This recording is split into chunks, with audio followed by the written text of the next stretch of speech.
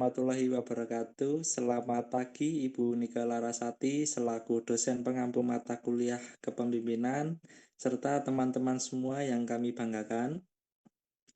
Pada kesempatan kali ini kami dari kelompok 3 akan memberikan pemaparan materi yang berjudul Kepemimpinan yang Melayani. Dalam memberikan pemaparan pada kesempatan kali ini, saya ditemani oleh rekan-rekan saya dan izinkan kami untuk memperkenalkan diri. Saya Devanasa Falak Adnan dengan NPM 232000158 selaku moderator dan pemapar materi, dan keempat rekan Saya Faradila Andara dengan NPM 2320164. Saya Katrin Ismawardani dengan NPM 2320174. Saya Linda Kurniawati dengan NPM 2320176. Saya Ina Hanjuan Nursana dengan NPM 2320177.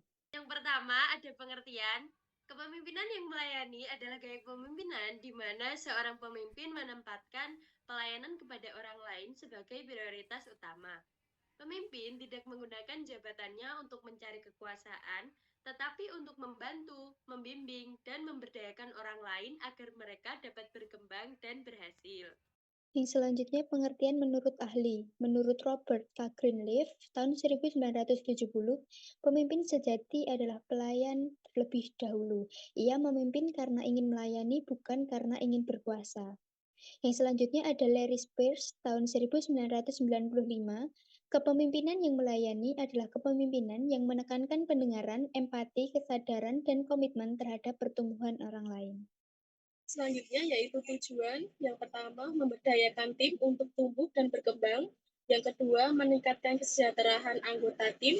Yang ketiga, membangun hubungan yang saling percaya. Yang keempat, mendorong kolaborasi dari kerjasama.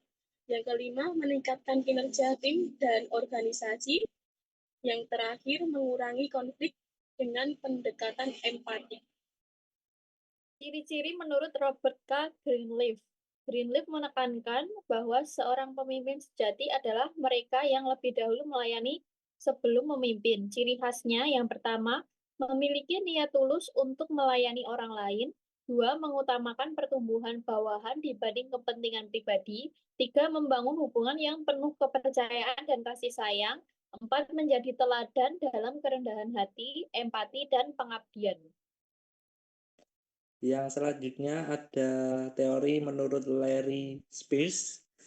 Spears merumuskan 10 karakter pemimpin yang melayani, yaitu yang pertama, mendengar, mampu mendengarkan aspirasi dengan sungguh-sungguh. Yang kedua, empati, menempatkan diri pada posisi orang lain. Yang ketiga, penyembuh atau healing, membantu menyelesaikan masalah dan luka batin orang lain. Keempat, kesadaran atau awareness, peka terhadap diri sendiri dan lingkungan. Yang kelima, persuasi, mempengaruhi dengan keteladanan, bukan kekuasaan. Yang keenam, konseptualisasi, berpikir jauh ke depan dan visioner. Yang ketujuh, foresight, memiliki pandangan jauh dan bisa mengantisipasi dampak keputusan. Yang kedelapan, stewardship, menjaga amanah dan tanggung jawab organisasi. Yang kesembilan, komitmen pada pertumbuhan orang lain, fokus mengembangkan potensi setiap individu. Dan yang terakhir ada membangun komunitas, menciptakan lingkungan yang solid dan harmonis. Selanjutnya ada prinsip-prinsip. Yang pertama, melayani terlebih dahulu. Pemimpin lahir dari niat melayani. Kedua, empati dan kesadaran, memahami orang lain dan peka pada lingkungan. Yang ketiga, memberdayakan bawahan, memberi kesempatan untuk berkembang. Yang keempat, kolaborasi dan komunitas, membangun rasa kebersamaan bukan kompetisi semata. Dan yang terakhir, teladan moral, memimpin dengan hati bukan sekedar jabatan.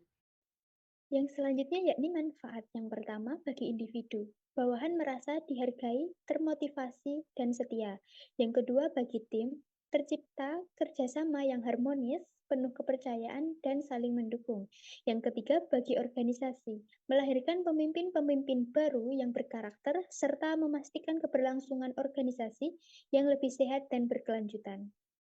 Selanjutnya yaitu contoh penerapan tokoh, penerapan dalam organisasi modern. Perusahaan seperti Google dan Starbucks dikenal menerapkan silver leadership dengan menekankan kesejahteraan karyawan, budaya kolaborasi, dan inovasi berbasis tim. Tokoh dunia yang pertama, Mahatma Gandhi, memimpin dengan keteladanan, pengorbanan, dan keberanian moral. Yang kedua, Nelson Mandela, menekankan perdamaian dan rekonsiliasi setelah masa apartheid. Yang ketiga, Mother Teresa melayani kaum miskin, sakit, dan tertindas dengan penuh kasih. Kesimpulan, kepemimpinan yang melayani adalah gaya kepemimpinan yang berorientasi pada pelayanan terhadap orang lain. Seorang pemimpin melayani terlebih dahulu sebelum memimpin dengan tujuan utama membantu, membimbing, dan memberdayakan anggota tim agar mereka dapat tumbuh dan berhasil. Pemimpin yang melayani menekankan empati, pendengaran yang baik, kesadaran diri, serta komitmen terhadap perkembangan orang lain. Kepemimpinan ini membangun hubungan yang saling percaya, meningkatkan kesejahteraan bersama, dan menciptakan lingkungan kerja yang kolaboratif.